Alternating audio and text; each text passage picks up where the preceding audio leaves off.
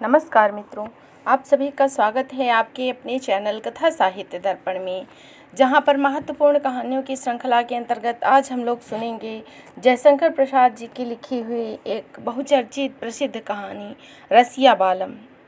तो वैसे भी जयशंकर प्रसाद जी हिंदी साहित्य सम्राट, उपन्यास तो आपने ज़्यादा नहीं लिखे, पर कहानियों में आपका अद्वितीय योगदान रहा है। और नाटकों के क्षेत्र में आप ऐतिहासिक नाटककार के रूप में प्रसिद्ध रहे हैं और आपके नाटक हिंदी साहित्य में अपना अतुलनीय योगदान देते हैं। आपने बहुत सारी ऐतिहासिक कहानियाँ भी लिखी और आपकी कहानियाँ बहुत ही प्रसिद्ध रही हैं। आपका छाया नामक कहानी संग्रह हिंदी साहित्य का प्रथम कहानी संग्रह होने का श्रेय प्राप्त करता है। आपका जन्म 1889 ईस्वी में सुंगनी साहू नामक परिवार में हुआ था। आपके पिताजी देवी प्रसाद तथा माताजी मुन्नी देवी थी। आप बचपन में झारखंडी या कलाधर उपनाम से रचनाएं लिखते थे। कामायनी रचना आपकी प्रसिद्धि का आधार है और आप छायावाद के ब्रह्मा तथा चतुष्टयी में प्रथम स्थान रखते हैं। ऐसी महान विभूति की कहानी रसिया बालम है। तो आइए अधिक विलंब न करते हुए चलते हैं कहानी पर।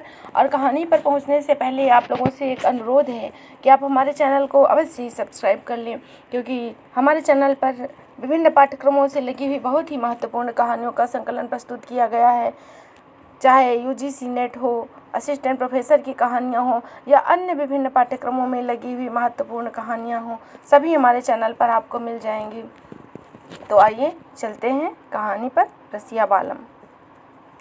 संसार को शांतिमय करने के लिए रजनी देवी ने अभी अपना अधिकार पूर्णतः नहीं प्राप्त किया। अंशुमाली अभी अपने आधे बिंब में प्रतीची में दिख रहे हैं। केवल एक मनुष्य अबुर्दगिरी सुदृढ़ दुर्ग के नीचे एक झरने के तट पर बैठा हुआ उस अर्ध स्वर्ण पिंड की ओर देख रहा है और कभी दुर्ग के ऊपर राजमहल की खिड़की की ओर देख लेता है, फिर कुछ गुनगुनाने लगता है। घंटों उसे वैसे ही बैठे बीत गए। कोई कार्य नहीं, केवल उसे खिड़की की ओर देखना था। अकस्मात एक उजाले की प्रभा उस नीची पहाड़ी भूमि पर पड़ी और साथ ही किसी वस्तु का शब्द भी हुआ, परंतु उस युवक का ध्यान उस ओर नहीं था। वह तो केवल उस खिड़की के उस सुंदर मुख की ओर देखने की आशा से उधर देखता रहा, जिसने केवल एक बार उसे झलक दिखाकर मंत्रमुग्ध कर दिया था। इधर उस कागज में लिपटी हुई वस्तु को एक अपरिचित व्यक्ति जो छिपा खड़ा था उठाकर चलता हुआ। धीरे धीरे रजनी की गंभीरता उस शैल प्रदेश में और भी गंभीर हो गई और झाड़ियों की ओट में तो अंधकार मूर्तिमान होकर बैठा हुआ था, परंतु उस युवक को इसकी चिंता नहीं। जब तक उस खिड़की में प्रकाश था तब तक वह उसी ओर निर्निमेष देखता रहा और कभी कभी अस्फुट स्वर से वही गुनगुनाहट उसके मुख से वनस्पतियों को सुनाई पड़ती। जब वह प्रकाश बिल्कुल वहां पर न रहा तब वह युवक उठा और समीप के झरने के तट से होते हुए उसी अंधकार में विलीन हो गया। दिवाकर की पहली किरण ने जब चमेली की कलियों को चटकाया तब उन डालियों को उतना नहीं ज्ञात हुआ जितना किसी युवक के शरीर स्पर्श से उसने हिलना पड़ा, जो कि कांटे और झाड़ियों का कुछ भी ध्यान न करके सीधा अपने मार्ग का अनुसरण कर रहा था।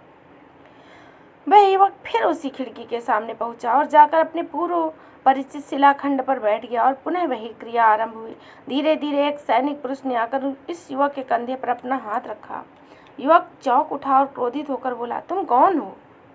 आगंतुक हंस पड़ा और बोला, यही तो मेरा भी प्रश्न है, तुम कौन हो और इस अंतःपुर की खिड़की के सामने बैठे क्यों हो और तुम्हारा अभिप्राय क्या है? युवक, मैं यहाँ घूमता हूँ और यही मेरा मकान है। मैं जो यहाँ बैठा हूँ मित्र, वह बात यह है कि मेरा एक मित्र इसी प्रकोष्ठ में रहता है।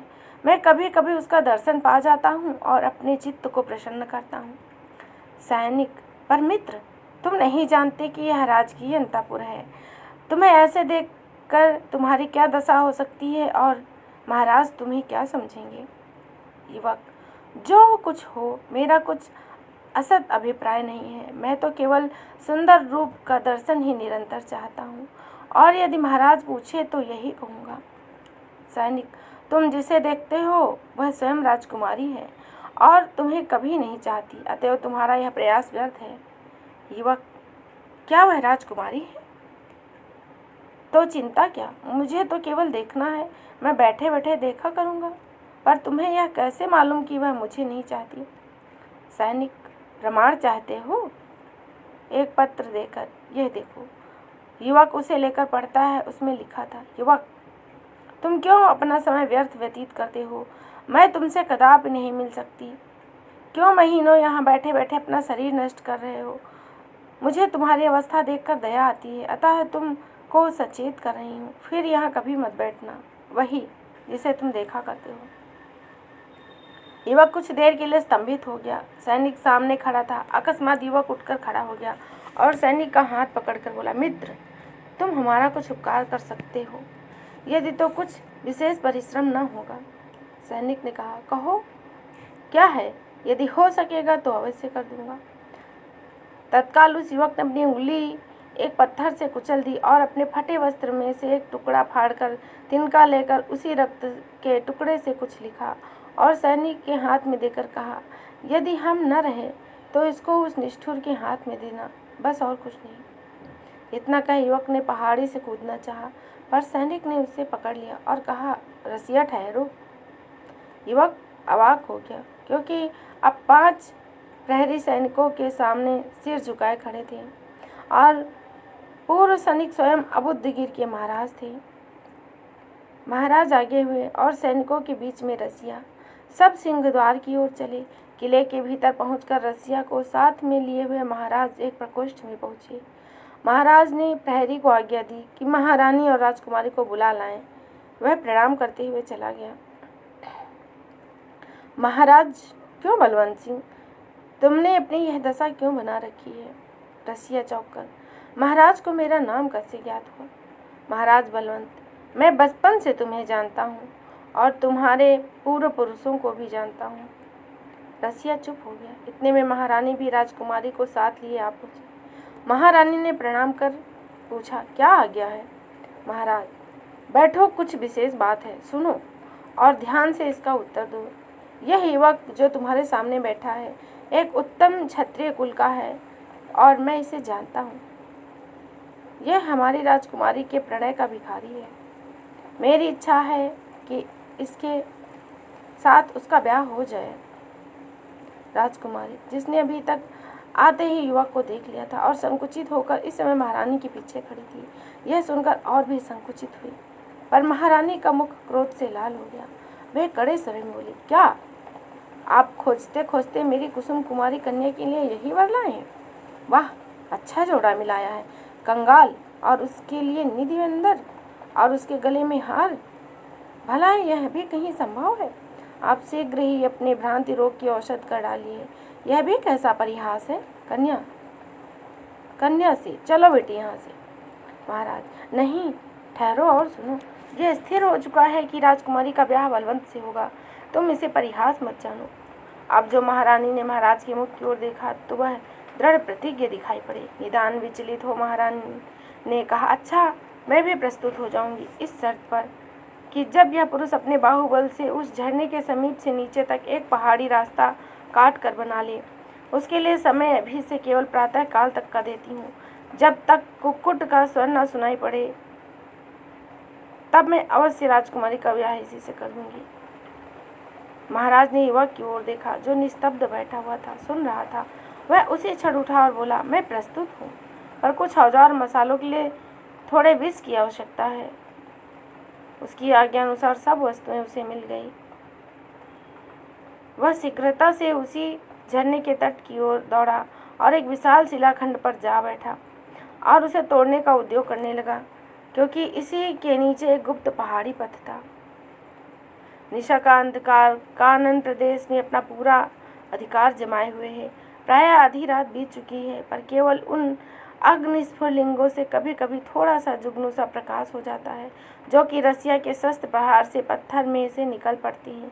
दनादन चोट चल रही है, विराम नहीं है। क्षण भर भी न तो उस शैल को न उस शस्त्र को। अलौकिक शक्ति से वह युवक अविराम चोट लगाए ही जा रहा है। एक क्षण के लिए भी इधर उधर नहीं देखता है तो केवल अपना हाथ और पत्थर। उंगली एक तो पहले ही कुचली जा चुकी थी, दूसरे अविराम परिश्रम, इसी से रक्त बहने लगा। पर विश्राम कहाँ? उस वज्रसार शैल पर वज्र के समान युवक चोटें लगाए ही जा रहा था। केवल परिश्रम ही नहीं, युवक सफल भी हो रहा था। उसकी एक चोट में 10-10 शेर के ढोके कट कर पहाड़ से लुढ़कते हैं, जो सोए हुए जंगली पक्षियों पशुओं को घबरा देते हैं। यह क्या है? केवल उसकी तन्मयता, केवल प्रेम ही उस पाषाण को भी तोड़े डालता है।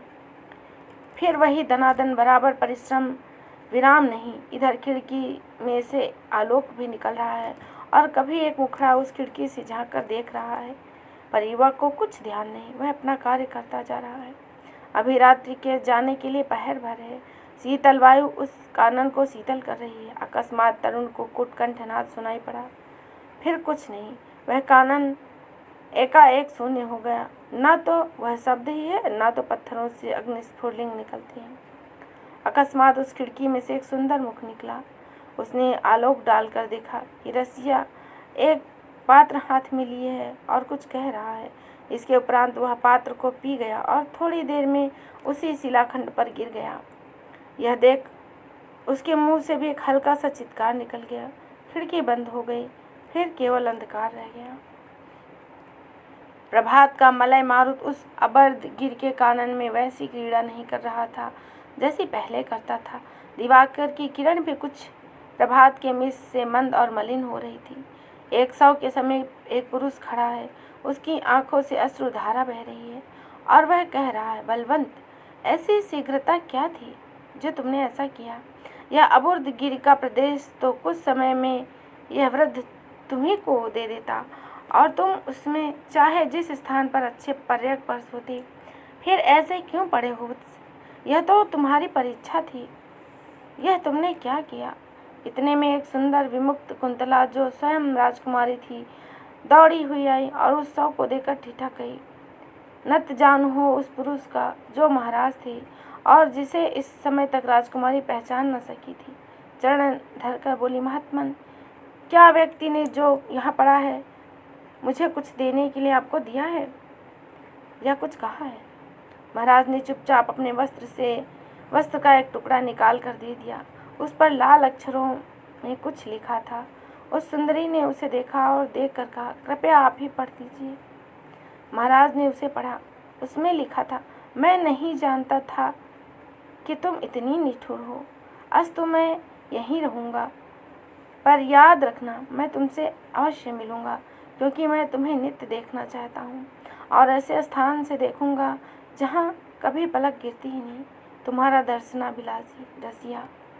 इसी समय महाराज को सुंदरी पहचान गई और फिर चरण धरकर बोली, पिताजी क्षमा करना, और शीघ्रतापूर्वक रसिया के कर स्थित पात्र को लेकर अवशेष पी गई और गिर पड़ी।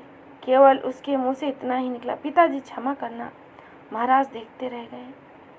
वास्तव में वह शब्द कुक्कुट का नहीं, बल्कि छद्म वेशनी महारानी का था, जो कि बलवंत सिंह ऐसे दीन व्यक्ति से अपनी कुसुम कुमारी के पाणी ग्रहण की अभिलाषा नहीं रखती थी, किंतु महाराज अनभिज्ञ थे।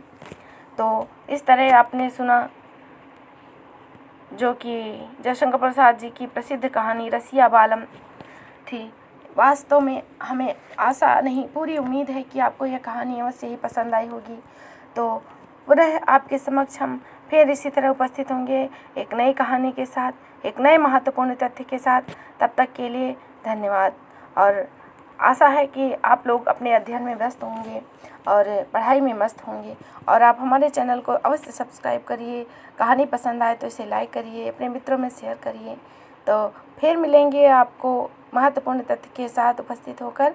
तब तक के लिए धन्यवाद। और अपना कोई यदि संदेश हो, कोई मैसेज हो तो कमेंट के माध्यम से अवश्य ही बताएं।